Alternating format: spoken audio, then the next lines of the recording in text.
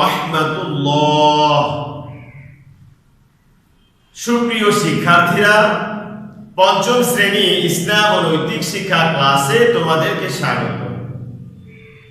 তোমরা সকলে কেমন আছো? আশা করি অনেক ভালো আছো। আজকে আমরা আলোচনা করব দ্বিতীয় অধ্যায়ের সালাতের সময় সম্পর্কে। এটি তোমাদের বইয়ের 25, 26 এবং 27 পৃষ্ঠায় রয়েছে। এই আলোচনা করার পূর্বে গত ক্লাসে যা পড়িয়েছিলাম সেখান থেকে কয়েকটি প্রশ্ন করব এবং তার উত্তর জেনে আমরা আজকের এই মূল আলোচনায় চলে আসব। গত ক্লাসে তোমাদেরকে আলোচনা করেছিলাম সালাতের পরিচয়, তাৎপর্য, গুরুত্ব সম্পর্কে। এখান থেকে প্রশ্ন হলো সালাত শব্দের অর্থ কি? এর উত্তরে তোমাদেরকে লিখতে হবে সালাত শব্দের অর্থ নত হওয়া, বিনয় বিনম্র হওয়া, দোয়া করা, ক্ষমা প্রার্থনা করা, দরুদ পড়া ইত্যাদি। এরপরের প্রশ্ন হচ্ছে জামাতের সাথে সালাত আদায় করলে আল্লাহ তাআলা কয়টি পুরস্কার দিবেন? এর উত্তর হলো আল্লাহ তাআলা 5টি পুরস্কার দিবেন। এরপরের প্রশ্ন হচ্ছে রুকুন মানে কি? রুকুন মানে হচ্ছে খুঁটি। ইসলাম কয়টি রুকুনের উপর প্রতিষ্ঠিত? এর উত্তর হলো ইসলাম 5টি রুকুনের উপর প্রতিষ্ঠিত। তো চলো আমরা আজকে মূল আলোচনার দিকে যাই। আজকে আমরা আলোচনা করব সালাতের সময় সম্পর্কে, আর এটাকে আরবিতে বলা হয় আওকাতুস সালাহ। সময় মতো সালাত আদায় করা আল্লাহর হুকুম। যথাসময়ে সালাত আদায় না করলে আদায় হয় না।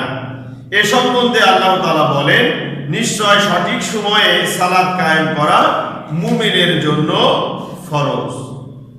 সূরা আন-নিসা আয়াত 103।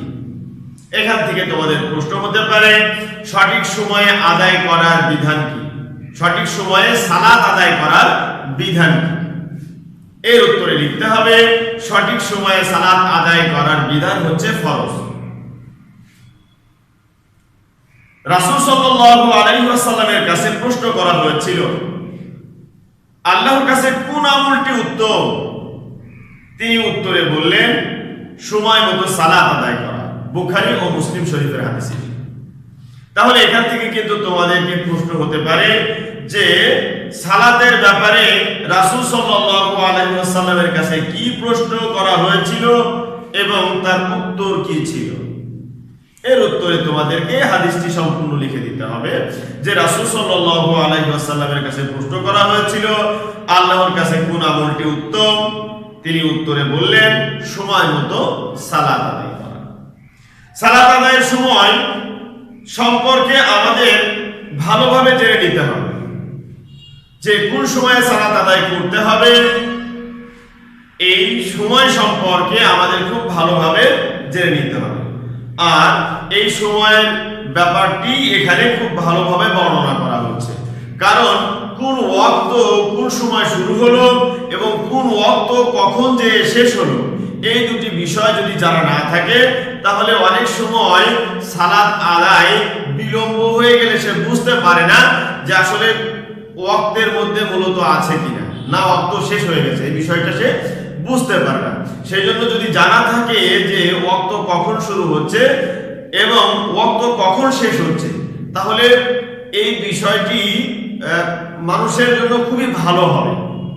কারণ যে কোনো সময় তারা এই বিষয়টি জানার মাধ্যমে সঠিক সময়ে সালাত আদায় করতে পারবে। প্রথমে আমরা জানবো ফজর সালাত। ফজর সালাত কখন এর সময় শুরু হচ্ছে এবং কখন শেষ হচ্ছে? ফজর সালাতের সময় শুরু হয় সুবহে সাদিক হওয়ার সাথে সাথে এবং সূর্য উদয়ের পূর্ব পর্যন্ত এর সময় থাকে। রাতের শেষে আকাশের পূর্ব দিগন্তে লম্বা আকৃতি যে আলোর রেখা দেখা যায় তাকে বলে সুবহে সাদিক। এরপরে হচ্ছে জোহর। দুপুর দুপুরের সূর্য পশ্চিম আকাশে হেলে পড়লেই জোহরের ওয়াক্ত শুরু হয়। ছায়া আসলি বাদে কোনো বস্তুর ছায়া দ্বিগুণ হওয়া পর্যন্ত এর সময় থাকে। কোনো বস্তুর ঠিক দুপুরের সময় যে ক্ষুদ্র ছায়া থাকে তাকে বলে ছায়া আসলি বা আসল ছায়া। আর এই বিষয়টি আমাদের একটু বুঝতে হবে, সেটি হলো এখানে বলা হচ্ছে জোহরের ওয়াক্ত শেষ হবে যখন কোনো বস্তুর ছায়া, মনে করো এটি একটি বস্তু, এই বস্তু এখানে বলা হচ্ছে কোনো বস্তুর মূল ছায়া থেকে যদি দ্বিগুণ হয়ে যায় তাহলে মূলত জোহরের ওয়াক্তের সময়টি শেষ হয়ে যাবে। তাহলে কোনো বস্তুর ছায়া, মূল ছায়া এতটুকু, এটি হলো মূল ছায়া, মানে ক্ষুদ্র একটি ছায়া। তাহলে দ্বিগুণ বলতে এটি হলো এক গুণ আর এটি হলো দ্বিগুণ। তাহলে কোনো বস্তুর ছায়া যখন তার মূল ছায়া ছাড়া দ্বিগুণ হয়ে যাবে তখন জোহরের ওয়াক্ত শেষ হয়ে যাবে। তাহলে কোন বস্তুর মূল ছায়া বলতে, ছায়া আসলি বলতে মূল ছায়াকে বোঝানো হয়। আর মূল ছায়া কখন দেখা যায়?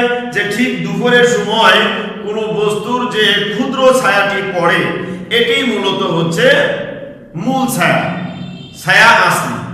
তাহলে এখানে জোহরের ওয়াক্তের ক্ষেত্রে বলা হচ্ছে যে জোহরের ওয়াক্ত শুরু হচ্ছে যখন সূর্য পশ্চিম আকাশে হেলে পড়বে আর ছায়া আসলি বাদে কোনো বস্তুর ছায়া দ্বিগুণ হওয়া পর্যন্ত এর সময় থাকে। তাহলে আমরা ছায়া আসলি এটা দেখলাম যে ছায়া আসলি, এটা ছায়া আসলি আর এটা হলো এক গুণ আর এটা হলো দ্বিগুণ। তাহলে কোনো বস্তুর ছায়া আসল ছায়া বাদে দ্বিগুণ হওয়া পর্যন্ত জোহরের ওয়াক্ত বিদ্যমান থাকে। আর যখন কোনো বস্তুর মূল ছায়া বাদে দ্বিগুণ হয়ে যায় ছায়া, তখন জোহরের ওয়াক্ত শেষ হয়ে যায়। জুমার সালাতে আলাদা কোনো ওয়াক্ত নেই। জোহরের সময়ও, জোহরের যে ওয়াক্ত, যে সময়, এই সময়টি জুমার সালাত আদায় করতে হয়, মানে জোহরের সময়েই জুমার সালাত আদায় করতে হয়। এরপরে আমরা দেখব আসরের সালাত। জোহরের সময় শেষ হলে আসরের সময় শুরু হয় এবং সূর্য অস্তের পূর্ব পর্যন্ত বিদ্যমান থাকে। তবে সূর্যের রং হলুদ হওয়ার আগে আসর সালাত আদায় করতে হয়। এরপরে দেখব মাগরিব। সূর্যাস্তের পর থেকে মাগরিবের সময় শুরু হয় এবং পশ্চিম আকাশে যতক্ষণ লালিমা বিদ্যমান থাকে ততক্ষণ সময় থাকে। এশা। মাগরিবের সময় শেষ হলে এশার সালাতের ওয়াক্ত শুরু হয় এবং সুবহে সাদিকের পূর্ব পর্যন্ত বিদ্যমান থাকে। তবে মধ্যরাতের আগে সালাত আদায় করা উত্তম। এশার সালাত আদায়ের পরে বিতর সালাত আদায় করতে হয়। এখানে তোমাদের প্রশ্ন হতে পারে যে বিতর সালাত কখন আদায় করতে হয়? এর উত্তরে তোমাদের লিখতে হবে যে এশার সালাত আদায় করার পর বিতর সালাত আদায় করতে হয়। এরপরে আমরা দেখব সালাতের নিষিদ্ধ সময়। রাসূল সাল্লাল্লাহু আলাইহি ওয়াসাল্লাম তিন সময়ে সালাত আদায় করা নিষেধ করেছেন। এক, ঠিক সূর্যোদয়ের সময়। দুই, ঠিক দ্বিপ্রহরের সময়। তিন, সূর্যাস্তের সময়। তবে যুক্তিসঙ্গত কোনো কারণে ওই দিনের আসরের সালাত আদায় না করা হলে তা ওই সময় আদায় করা যাবে। এখান থেকে কিন্তু তোমাদের প্রশ্ন হতে পারে যে কয় সময় সালাত আদায় করা নিষিদ্ধ? এর উত্তরে তোমাদেরকে লিখতে হবে যে তিন সময় সালাত আদায় করা নিষিদ্ধ। আর সেগুলো কি কি তখন তোমাদের এই তিন সময় উল্লেখ করে দিতে হবে। এখান থেকে কিন্তু এর আগে যেটি পড়ানো হলো সালাতের ওয়াক্তগুলো, সালাতের সময়সীমাগুলো, এখান থেকে যে কোনোটি যে কোনো সময় প্রশ্নে আসতে পারেন। এখানে প্রশ্ন হতে পারে ফজর সালাতের ওয়াক্ত বা সময়সীমা বর্ণনা করো, তখন ফজর সালাতের সময়সীমা বর্ণনা করতে হবে। এভাবে করে জোহর, আসর, মাগরিব, এশা এই সালাতগুলির সময়সীমা সংক্ষিপ্ত আকারে প্রশ্নে আসতে পারে। আবার বর্ণনামূলক প্রশ্নে কিন্তু একবার এভাবে আসতে পারে যে 5 ওয়াক্ত সালাতের সময়সীমা বর্ণনা করো, তখন কিন্তু তোমাদের এই 5টি লিখে দিতে হবে। আমরা প্রতিদিন নিয়মিত যে সালাত আদায় করি তার একটি ছক এখানে দেওয়া আছে তোমাদের বইয়ের মধ্যে। এই ছকে আমরা কোন ওয়াক্তে কত রাকাত সালাত আদায় করি তার একটি বর্ণনা দেওয়া হয়েছে, অর্থাৎ ওই সালাতগুলোর বর্ণনা বা ছকে দেখানো হয়েছে যে সালাতগুলো আদায় করা আবশ্যক, অর্থাৎ যে সালাত আদায় না করলে গুনাহগার হতে হবে, এইরকম সালাতের একটি ছক এখানে দেওয়া হয়েছে। এখানে তিনটা ক্যাটাগরি রয়েছে, একটি হচ্ছে ফরজ, আর একটি হচ্ছে ওয়াজিব, আর একটি হচ্ছে সুন্নত। সুন্নতের ক্ষেত্রে দুটি ভাগ আছে, একটি হচ্ছে সুন্নতে মুআক্কাদা আর একটি হচ্ছে সুন্নতে গায়রে মুআক্কাদা। কিন্তু তোমাদের এর মধ্যে সুন্নতে গায়রে মুআক্কাদা দেওয়া হয়নি, এখানে দেওয়া হয়েছে সুন্নতে মুআক্কাদা, অর্থাৎ যে সুন্নত আদায় করা আবশ্যক, না আদায় করলে গুনাহগার হতে হবে। তাহলে আমরা প্রথমে দেখি ফজর সালাত। ফজর সালাতের ক্ষেত্রে প্রথমে 2 রাকাত সুন্নতে মুআক্কাদা আদায় করতে হয়, এরপরে 2 রাকাত ফরজ সালাত আদায় করতে হয়। এরপরে জোহর সালাতে প্রথমে 4 রাকাত সুন্নতে মুআক্কাদা আদায় করতে হয়, এরপরে 4 রাকাত ফরজ সালাত আদায় করতে হয়, তারপর 2 রাকাত সুন্নতে মুআক্কাদা আদায় করতে হয়। এরপরে আসরের সালাত 4 রাকাত ফরজ সালাত আদায় করতে হয়। এরপরে মাগরিবের সালাত প্রথমে 3 রাকাত ফরজ সালাত আদায় করতে হয়, তারপরে 2 রাকাত সুন্নতে মুআক্কাদা আদায় করতে হয়। এরপরে এশার সালাতে প্রথমে 4 রাকাত ফরজ সালাত আদায় করতে হয়, এরপরে 2 রাকাত সুন্নতে মুআক্কাদা আদায় করতে হয়, তারপর 3 রাকাত বিতর সালাত আদায় করতে হয়। তা আমি যে বর্ণনাগুলো এখন দিলাম এগুলো হচ্ছে আবশ্যকীয় সালাত, অর্থাৎ সুন্নতে মুআক্কাদা, গায়রে মুআক্কাদার কথা এখানে বলা হয়নি, আর ফরজ এবং ওয়াজিবের কথা এখানে বর্ণনা করা হলো। আর এই সালাতগুলো আমরা খুব ভালোভাবে যত্ন সহকারে আদায় করব। তো এই টপিকসের মধ্যে কোনো সমস্যা থাকলে মেসেজ দিয়ে অবশ্যই জেনে নিতে হবে। আর এই টপিকসের মধ্যে আমরা যে বিষয়গুলো জানতে পারলাম সেটি হলো সালাতের সময়সীমা, যে কোন সালাত কখন থেকে শুরু হচ্ছে এবং কখন শেষ হচ্ছে, এবং সালাতের নিষিদ্ধ সময় সম্পর্কে আমরা জানতে পারলাম, এবং আরো জানলাম 5 ওয়াক্ত সালাতের কোন ওয়াক্তে কত রাকাত সালাত আদায় করা আবশ্যক। এই বিষয়টি আমরা খুব ভালোভাবে জানতে পারলাম। এখন তোমরা আজকের হোমওয়ার্ক লিখে নিবে। আজকের হোমওয়ার্ক হলো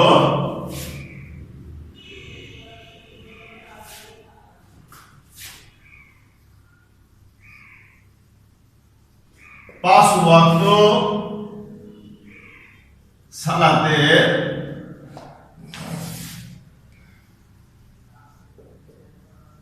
সময়সীমা বর্ণনা।